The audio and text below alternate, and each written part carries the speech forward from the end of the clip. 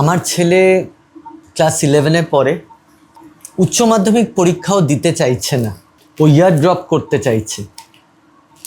তো আমি ওকে জিজ্ঞেস করলাম যে কেন তুমি পরীক্ষা দিতে চাইছো না। কিছু মাস ধরেও কিছু বলল না।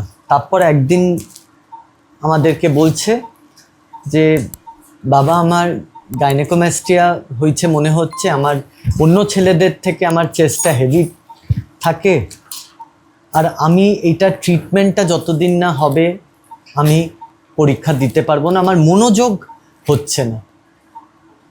তো এই যে গল্পটা বললাম 1 মিনিটের, এইটা কিন্তু একটা বাবা, দুঃখিত বাবাই আমাকে বলেছে।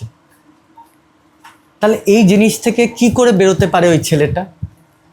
এই জিনিস থেকে বেরোতে পারে শুধু একটাই জিনিস দিয়ে, যেটা কিন্তু আপনারা সবাই জানেন, সেটা হলো একটা 1 ঘন্টার সার্জারি।